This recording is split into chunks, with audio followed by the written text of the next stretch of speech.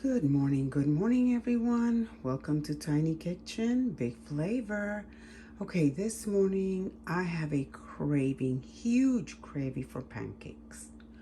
But because I cannot consume any gluten, any type of flours, X, Y, and Z, I am going to attempt to make myself a pancake using the following ingredients. Now this is just a test, an experiment. I've never done this before. It just dawned on me. I have here some Cassava flour, which is really Juca flour, and some almond flour. And what I did was I added equal parts of each. I went ahead and grated a little bit of nutmeg in there. I added a bit of ground ginger,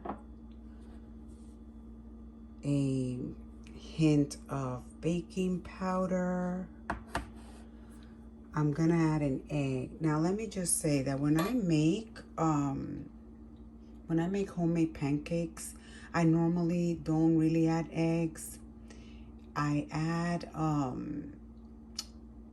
applesauce instead of milk or any other kind of liquid. I just add applesauce.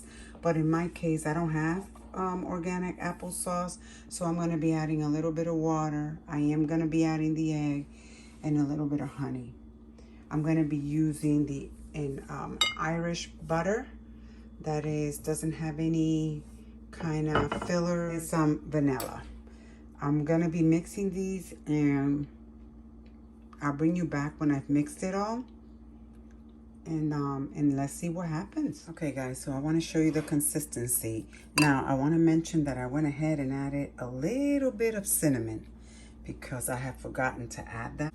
Anyways, I'm going to see the consistency of it. I don't know if I'm going to add a little bit more water or not. We'll see. Okay, so here we go. The first one is in. I put it on real low, the heat, because I don't want it to cook too fast and I need it to cook through. So I didn't want it to burn. So we will see. I'll bring you back in a little bit. I think it needs to be thinned out a little bit more. Still too thick. But I will bring you back and let you know the actual finished product. See how I like it. Hey guys, so it's looking like a pancake.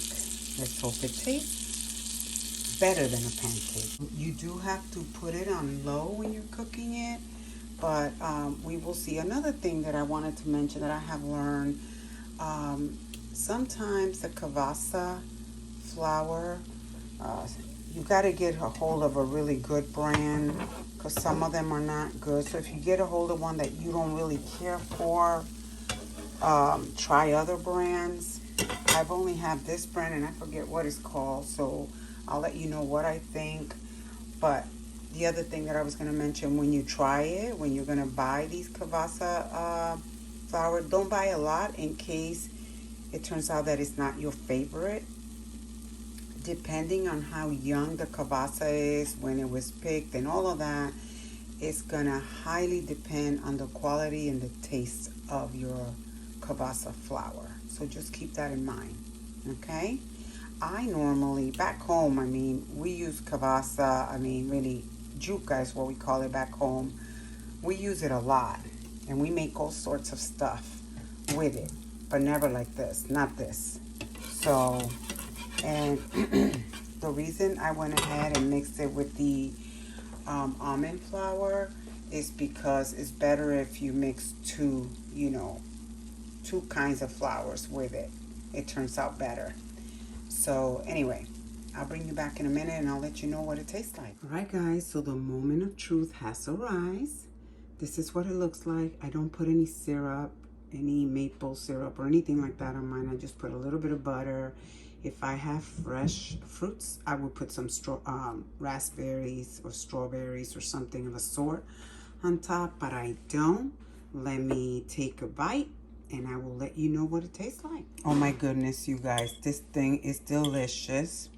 I forgot to add a little bit of oil to the mix when I was mixing all the ingredients, so that's something to keep in mind, but it's amazing. I will be making it again for sure. Thank you for watching. If you like this video, please subscribe to my channel and don't forget to give it a thumbs up.